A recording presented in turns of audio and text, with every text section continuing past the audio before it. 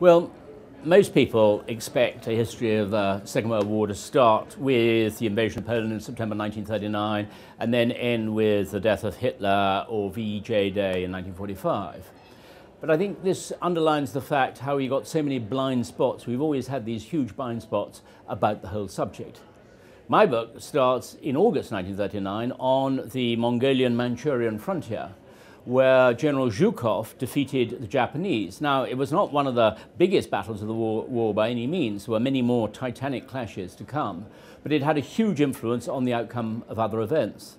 And the book finishes, curiously enough, in August 1945, again as the Soviet armies sweep across Manchuria and North China. And I think this has a curious symmetry about the whole thing. The point, in many ways, of the book, of course, is to bring together so many different elements. I mean, we talk about the Second World War as if it was some sort of monolithic operation. In fact, there were many wars incorporated within it. One mustn't forget the Sino-Japanese War or the Finnish Winter War.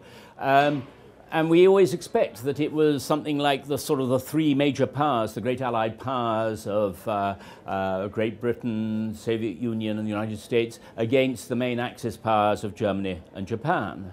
But in fact, it was far more complex than that. And I think that most people in many of the countries which have been occupied by an enemy found themselves caught up in what was essentially an international civil war. But the real point of the book, let's face it, of course, is to emphasize on the fate of the individual caught up in all of those events. I mean, just the other day I heard of a friend's father-in-law who'd recently died, and his last words were, "I can hear the cracking of the ice." And that was because, as a 6-year-old child, he'd been almost dragged by his mother across the ice of the Frische to escape the Red Army in East Prussia. And it was therefore something which affected people for all their lives, and this is something we must never forget.